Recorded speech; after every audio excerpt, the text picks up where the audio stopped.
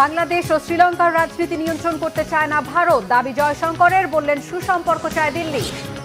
প্রতিবেশী দেশগুলোর সাথে টানাপোড়েন বাড়ছে ভারতের, কমছে দিল্লির প্রভাব, বাড়ছে চীনের। শ্রীলঙ্কায় পার্লামেন্ট বিলুপ্ত, নির্বাচন 14 নভেম্বর। নতুন প্রেসিডেন্টের কৌশল সফল হবে কি? আসসালামু আলাইকুম, দেখছিলেন বাংলাভিশন ওয়ার্ল্ড নিউজ হেডলাইন। এবার বিস্তারিত।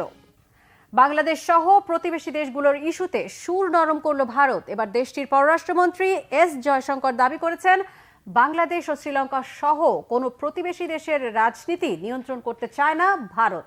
নিউ ইয়র্কের স্থানীয় সময় মঙ্গলবার এক অনুষ্ঠানের পর ভারতের পররাষ্ট্রমন্ত্রী এস জয়শঙ্কর জানান, বাংলাদেশ ও শ্রীলঙ্কার সঙ্গে ভারতের সম্পর্ক ইতিবাচক ও গঠনমূলক থাকবে। এই সম্পর্ক নিয়ে আগে থেকে কিছু ভেবে নেওয়া ঠিক হবে না। জয়শঙ্কর দাবি করেন, বাংলাদেশ ও শ্রীলঙ্কাকে শর্তহীন সাহায্য ও ঋণ দিয়েছে ভারত। এই দেশ দুটির নতুন সরকার ভারত বিরোধী কিনা এমন প্রশ্নের জবাবে পররাষ্ট্রমন্ত্রী জয়শঙ্কর বলেন, প্রতিটি প্রতিবেশী দেশেরই নিজস্ব চিন্তা ভাবনা রয়েছে, আর সেই অনুযায়ী তারা নীতি ঠিক করে। দিন শেষে পারস্পরিক নির্ভরতা আর বিশ্বাসের উপর ভর করে প্রতিবেশী রাষ্ট্রগুলো চলবে বলে মত দেন তিনি। বলেন, এরই মধ্যে সবার স্বার্থ নিহিত রয়েছে। শ্রীলঙ্কা প্রসঙ্গে জয়শঙ্কর বলেন, তীব্র অর্থনৈতিক সংকটের সময় একমাত্র ভারতই তাদের শর্তহীন সহায়তা করেছে। এশিয়াটিক সোসাইটি ও নিউ ইয়র্কের এশিয়া সোসাইটি পলিসি ইনস্টিটিউট মঙ্গলবার India, Asia and the world শীর্ষক এক আলোচনা সভার আয়োজন করে। তাতে অংশ নিয়ে এসব কথা বলেন ভারতের পররাষ্ট্রমন্ত্রী এস জয়শঙ্কর। এদিকে ভারত তার প্রতিবেশী দেশগুলোকে নিয়ন্ত্রণের চেষ্টা করে না, বরং তাদের জন্য নেইবারহুড ফার্স্ট নীতি মেনে চলে নয়াদিল্লি। সবসময় এমন বলে আসলেও বর্তমান বাস্তবতা বলছে ভিন্ন কথা। মালদ্বীপের ভারত বিদ্বেষী প্রেসিডেন্ট মইজুর পর এবার শ্রীলঙ্কার ক্ষমতায় বসলেন অনুরা দিশানায়কে। বাংলাদেশের সাথেও চলছে টানাপোড়েন। পড়শি রাষ্ট্রগুলোর সাথে জটিল টানাপোড়েনের কারণে ধীরে ধীরে কমছে নয়াদিল্লির প্রভাব। একের পর এক বন্ধু হারালেও দক্ষিণ এশিয়ার দেশগুলোর সাথে সরাসরি শত্রুতা চাইবে না ভারত। অন্যদিকে এই অঞ্চলে ব্যাপক হারে বৃদ্ধি পাচ্ছে চীনের আগ্রহ। চলমান পরিস্থিতিতে প্রশ্ন উঠছে, তাহলে কি একেবারেই কাজে আসছে না নরেন্দ্র মোদীর পররাষ্ট্রনীতি? হাফিজুল ইসলামের ডেস্ক রিপোর্টে বিস্তারিত। यहाँ के नौजवानों को यहीं पर रोजगार के मौके दिलाना। ভারতের চারপাশে বাড়ছে শত্রুর সংখ্যা। একসময়ের বন্ধুপ্রতিম প্রতিবেশী দেশগুলোর ক্ষমতায় বসছেন দিল্লির অপ্রিয় সব রাষ্ট্রনেতা। এসব নিয়ে ক্রমেই তীব্র হচ্ছে মোদী সরকারের মাথাব্যথা। একদিকে সাউথ ব্লকের কাঁটা হয়ে আছেন স্বৈরাচারী নেত্রী শেখ হাসিনা, অন্যদিকে মালদ্বীপের ভারত বিদ্বেষী প্রেসিডেন্ট মুইজ্জুর পর বিপদের মাত্রা আরও বাড়িয়েছেন শ্রীলঙ্কার নবনির্বাচিত বামপন্থী প্রেসিডেন্ট অনুরা কুমার দিশানায়কে। কোন ভুলে প্রতিবেশী রাষ্ট্রগুলোতে দ্রুত কমছে নয়াদিল্লির প্রভাব? আনুষ্ঠানিকভাবে প্রতিবেশী সবার আগে এই নীতি ঘোষণা করলেও বাস্তবে ভারতের মনোভাব অনেকাংশেই আধিপত্যবাদী। বাংলাদেশকে নানাভাবে নিয়ন্ত্রণ করার সচেতন চেষ্টা সবসময়ই প্রকাশ করে আসছে নয়াদিল্লি। ভুটান তার পকেটে থাকলেও এখন পর্যন্ত নেপালকে বশ করতে পারেনি ভারত। মালদ্বীপ নিয়ে টানাপোড়েনের মধ্যেই বিপক্ষ শিবিরে যোগ দিল শ্রীলঙ্কা। মোদী প্রশাসনকে পাত্তা না দিয়ে দক্ষিণ এশিয়ার বেশ কিছু দেশের সাথে সম্পর্ক উন্নয়ন করে চলেছে চীন। বেইজিংয়ের প্রতি প্রকাশ্যে সমর্থন ঘোষণা না করলেও অনুরা দিশানায়কের রয়েছে চীনের প্রতি উদার মনোভাব। উত্তর শ্রীলঙ্কায় আদানি গোষ্ঠীর সৌরবিদ্যুৎ প্রকল্প বাতিলের হুমকি দিয়েছিলেন অনুরা দিশানায়কে। কলম্বোয় কন্টেইনার বন্দর প্রকল্পও রয়েছে আদানিদের হাতে। দেশটির নতুন প্রেসিডেন্টের কঠোর অবস্থানের কারণে ঝুঁকির মুখে পড়তে পারে ভারতের লগ্নি খাটিয়ে গড়ে তোলা এসব প্রকল্প। সেক্ষেত্রে ব্যবসা তখন চলে যাবে চীনের কাছে। এমনটি কোনোভাবেই চাইবে না ভারত। একদিকে গালভরা নেইবারহুড ফার্স্ট নীতির কথা বলে বারবার ভুল পদক্ষেপ নিচ্ছেন নরেন্দ্র মোদী। অন্যদিকে বেল্ট অ্যান্ড রোড ইনিশিয়েটিভের মতো বিভিন্ন প্রকল্পে বিপুল অর্থের বিনিয়োগ দেখিয়ে ভারত বিদ্বেষীদের দলে টানছে বেইজিং।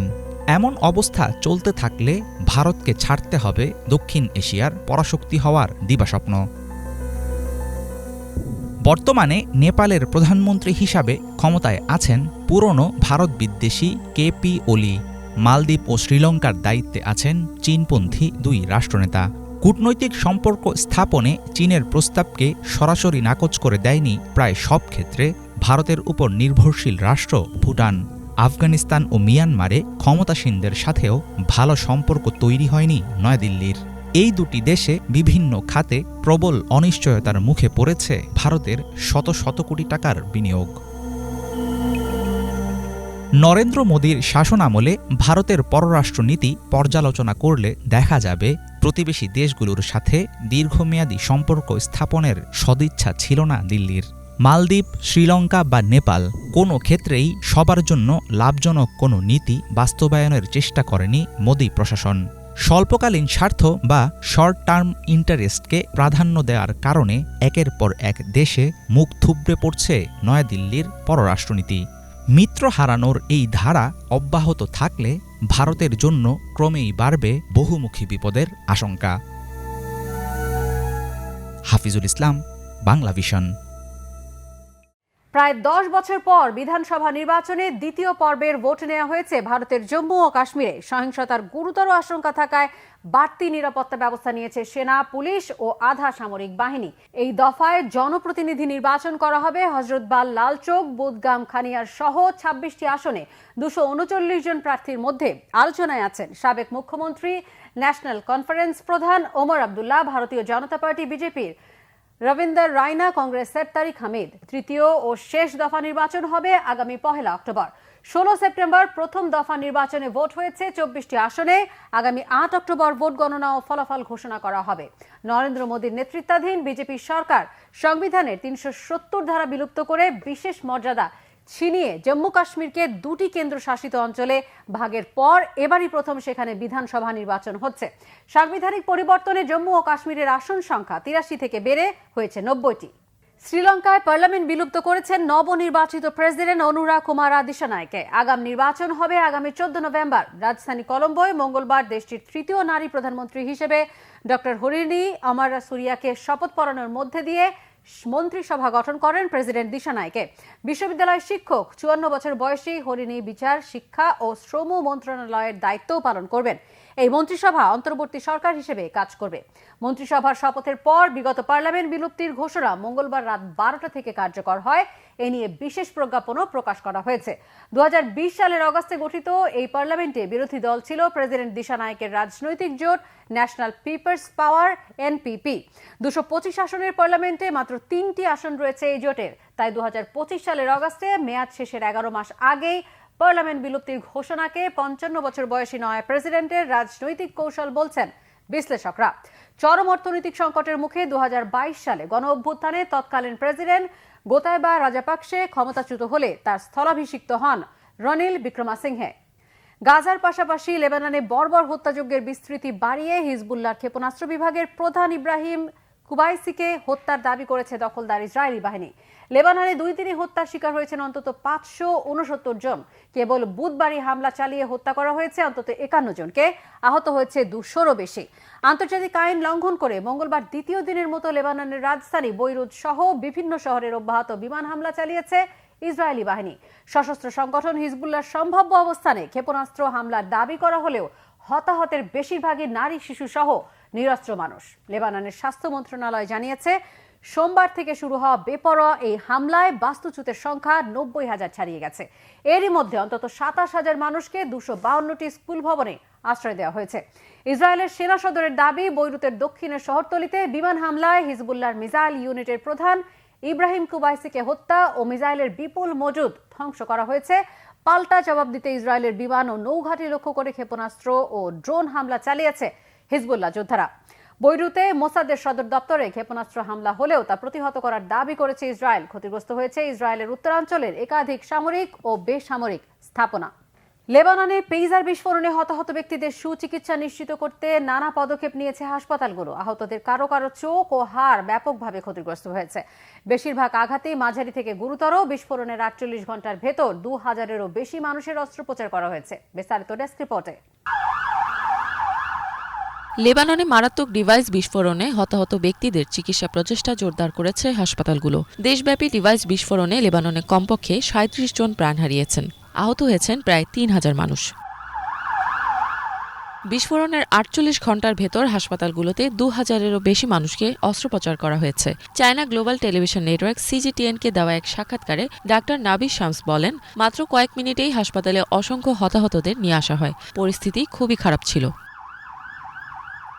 তিনি আরও জানান, খুব অল্প সময়ে বিপুল সংখ্যক হতাহতদের নিয়ে আসা দেখে তারা হতবাক হয়ে যান। অনেকের চোখ গুরুতরভাবে ক্ষতিগ্রস্ত হয়। বেশিরভাগ আঘাতই ছিল মাঝারি থেকে গুরুতর। আরেক ডাক্তার নজিব হামাদা জানান, এই বিস্ফোরণে 1 মিনিটে 4,000 মানুষ আহত হয়েছিল।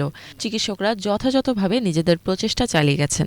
হাসপাতালগুলোতে গ্রিন জোন এবং রেড জোন প্রস্তুত রাখা হয়েছিল। বিধ্বংসী এই বিস্ফোরণে কারো কারো চোখ এবং হাড় ব্যাপকভাবে ক্ষতিগ্রস্ত হয়। বেশ কয়েকজনের শরীরের ক্ষতিগ্রস্ত অঙ্গ কেটে ফেলতে হয়েছে। ডাক্তার নাবি শামস জানিয়েছেন, বেশ কয়েকজন আহত ব্যক্তিকে প্রাথমিক চিকিৎসা প্রদান করা হয়েছে। তাদের অস্ত্রোপচার প্রয়োজন কিনা সে বিষয়ে পরিস্থিতি অনুযায়ী সিদ্ধান্ত নেওয়া হবে। ইফাত জাহান, বাংলাভিশন।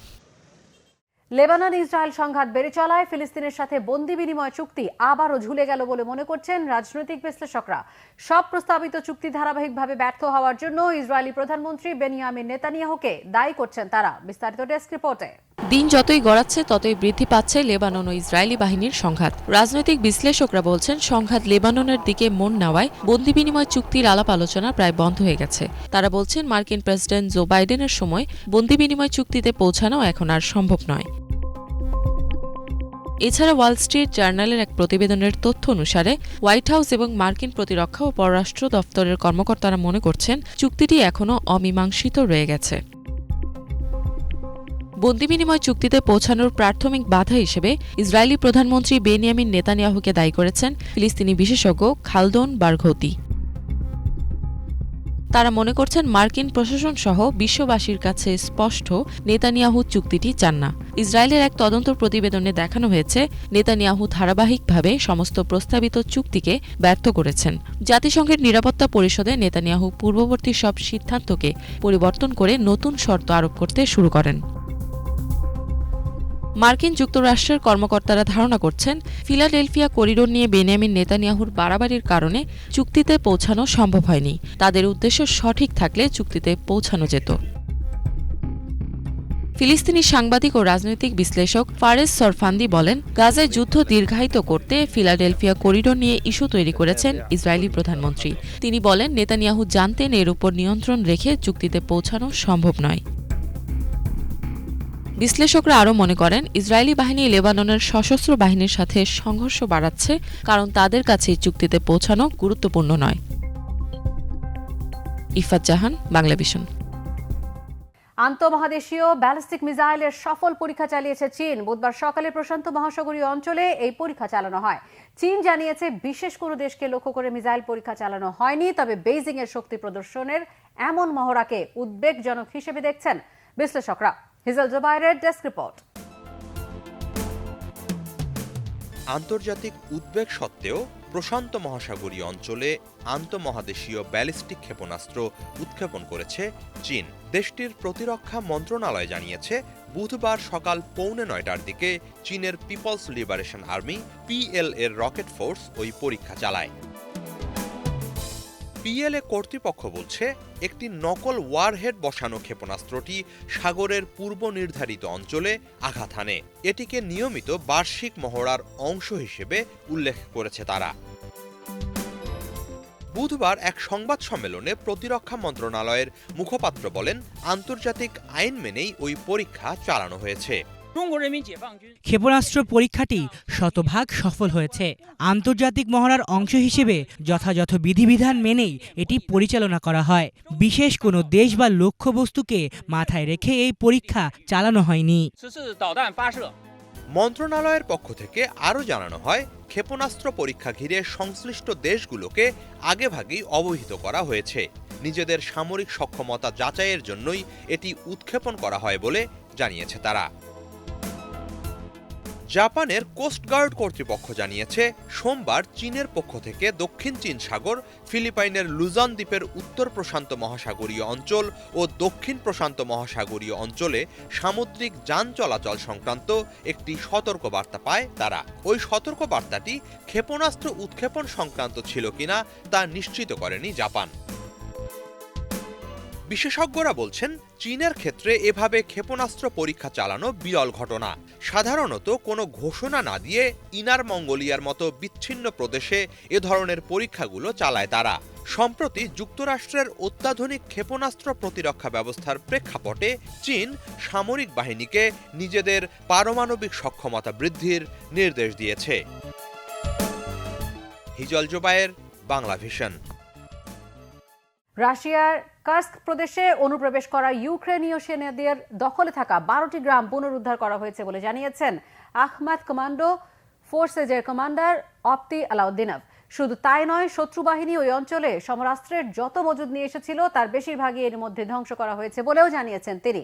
এদিকে ক্রেমলিনের মুখপাত্র দিমিত্রি পেসকভ জানিয়েছেন, ইউক্রেনকে পশ্চিমা ক্ষেপণাস্ত্র দিয়ে রাশিয়ার অভ্যন্তরে হামলার অনুমোদন দেওয়া হলে ক্রেমলিনের অবস্থান কি হবে ইতিমধ্যেই তার রূপরেখা নির্ধারণ করেছেন president Vladimir Putin. Hijal Jobayer desk রিপোর্টে বিস্তারিত। রাশিয়ার কার্স্ক প্রদেশে অনুপ্রবেশ করা ইউক্রেনীয় সেনারা ব্যাপক প্রতিরোধের মুখে পড়েছে বলে জানিয়েছেন রুশ সশস্ত্র বাহিনীর মেইন মিলিটারি অ্যান্ড পলিটিক্যাল ডিপার্টমেন্টের উপপ্রধান আপতি আলাউদ্দিনভ। তিনি বলেন, ইউক্রেনীয়দের বিরুদ্ধে কয়েক স্তর বিশিষ্ট প্রতিরোধ গড়ে তোলা হয়েছে। বর্তমানে কার্স্কে সামনের দিকে অগ্রসর হওয়ার কোনো সক্ষমতা নেই শত্রু বাহিনীর। শুধু তাই নয়, রুশ বাহিনীর অব্যাহত হামলার মুখে কার্স্কের অনেক অঞ্চলে ইউক্রেনীয় সেনারা পিছু হটতে বাধ্য হচ্ছে বলে জানিয়েছেন আখমাত কমান্ডো ফোর্সেসের এই কমান্ডার।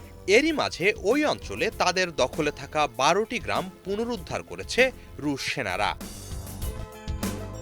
এর আগে 13 সেপ্টেম্বর কার্স্কের আরও 10টি এলাকা পুনরুদ্ধারের কথা জানানো হয়। তার কয়েকদিনের মাথায় দখলমুক্ত করা হয় উসপেনভকা ও বোরকি অঞ্চলও। আপতি আলাউদ্দিনভ আরও জানিয়েছেন, কার্স্কে অনুপ্রবেশের সময় ইউক্রেনীয় বাহিনী সমরাস্ত্র ও গোলাবারুদের যত মজুদ নিয়ে এসেছিল, ধারাবাহিক হামলায় এরই মাঝে তার অধিকাংশ ধ্বংস করা হয়েছে। শত্রু বাহিনীর হাত থেকে পুরো কার্স্ক মুক্ত করতে কয়েক মাস সময় লাগতে পারে বলে ধারণা করছেন তিনি।